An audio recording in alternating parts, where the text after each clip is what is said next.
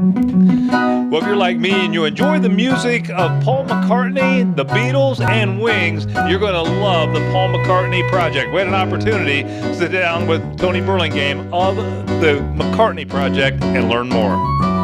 Yeah, I just would like to tell you, amazing act. You guys are just phenomenal. And I've seen a lot of tribute bands over the years. Obviously, we interview a lot of people for the show, a lot of music acts, and one of the best that I've seen. So give me a little background, a little history on the McCartney Project, how you came to do this. Okay, well, if you really want to hear all that, I actually met the manager, John. He was working with another band I was in, and we did like an Elvis meets the Beatles. It worked out really well. It went great, but there's a lot of moving parts to that and a lot of members and stuff. Full band with the horn section. So later on, he asked me what I want to do, just like Paul McCartney and Elvis. And I thought, I've never done, just Paul, but I thought I could pull it off, right? Because I've been doing this for a long time with other bands and other Beatles tribute acts around Columbus and all of Ohio, really. And so we tried that, and it worked out great. And we just made it smaller, and we've got a great backing band, so we don't need the horn section, but we've got 2 keyboards. I'm on piano and bass. We've got a guitar player and a drummer, and everybody in the band sings. So we're able to cover all that. We've been working really hard. We did a couple of festivals, and we just did some theaters here in the fall. So we're going to go back and do all those little historic theaters because we love doing that. So that's what we've been up to. And that's, he just said, what do you want to call it? And we thought, what do you want to call it? McCartney this, an evening with. And I just thought the McCartney Project. I don't know why, it just came to me. It sounded good, McCartney. Do you have a favorite McCartney song? It would probably have to be Yesterday. I know it's a syrupy ballad and all that, and Paul's thought of as a great songwriter, but that song just seemed to come from somewhere else, not just a person. It's a song that touches people, and have a memory attached to that. So yeah, I'd say Yesterday, just because it's all music. Everything is included in that song. Paul McCartney, of course, played the bass left-handed, and you do too. It's over there in the corner of the room. Yeah, lucky thing that for me, wasn't it? Because in the school, my hand would just get all the ink all over it from being left-handed. And I'm playing in rock bands in the 80s, and my guitar would hit the other fellas and stuff, so that was always awkward. And I had to find a special lefty guitar. I've always had righty guitars switched around the other way. But so for the first time, I'm allowed to be left-handed, and it works great for me. So very lucky. I just got lucky with that one. One of the things that we've seen with several bands is they track a lot of music, which is the background music that you hear, but it's really coming off a tape or some sort of an audio chip.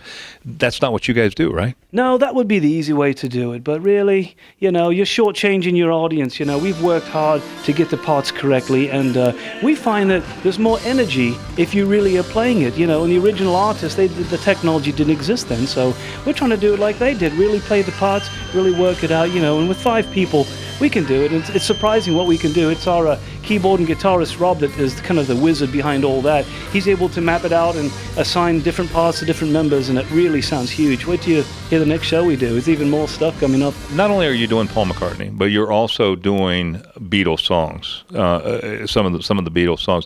Talk about the eras of Beatles that you're covering.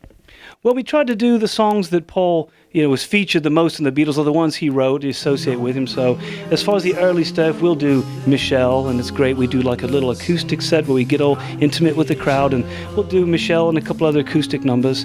We can do Yesterday if we want to do that one. Then, later on, we've got Paul's, more famous Beatle tunes. We actually have a special thing worked up, which is what Paul does in his Concert Now Live. He does a tribute to George Harrison, and I come out with a ukulele, just like Paul does, doing something for George, and then the whole band joins me. It's very dramatic and epic and stuff, so it mirrors really what Paul does in his Concert Now. So a lot of the Beatle tunes he does, we do 8 days a week, Saw Us Standing There, the ones that get the crowd moving and dancing, so we love to keep it upbeat. That's the most I can say about the show, is you saw it the other night. It's mostly upbeat and keep people dancing. That's what we like to do. I think you ended the show with Hey Jude. Well, yeah, I think a lot of tribute bands do that, but you find that most people request it, and if you don't do it, it kind of let down you. It's like Charlie Chaplin with his bowler and his cane. You just expect it, You expect to see me with the violin bass, and you got to have Hey Jude. But I actually like Hey Jude. I really love it, I wasn't a piano player before this, but that was the first tune that I learned on piano, so I think about it when I'm playing, Very, very grateful to be able to do this as well. I had kind of fallen out of love with the Beatles, I guess, and coming to see your show, I fell back in love with the Beatles, honestly. Well, yeah, we hope you like that. And it's true, you know, the Beatle tribute bands, I've been in them. It's been done, and there's a lot of them, especially in this part of the country. I think every state has its own, the best endorsed Beatles tribute band. But this is something else, because if you think about it, you know, you and me, you know, in the audience, we're aging a little bit. So, you know, the McCartney and Wings material, well, that's sort of the 70s, isn't it? So people of that generation, of course, the Beatles will always be appreciated. But, you know, as the audience ages, we've got something for them. And, you know, I'm glad that you think we do it so well, because you know, it's very kind words of you to say that. But we've been working really hard for about the last, I'd say, year on this. So a lot more to come up. Tell us some of the upcoming shows that you're going to be doing.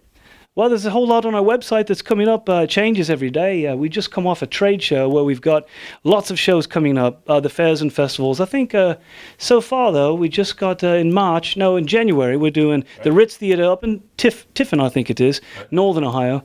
Wintertime, go north, right? Figure that. And then we're playing in March, and not too far from here. I think it's called Worthington. Playing like a little shopping mall or something, a public show, I do believe.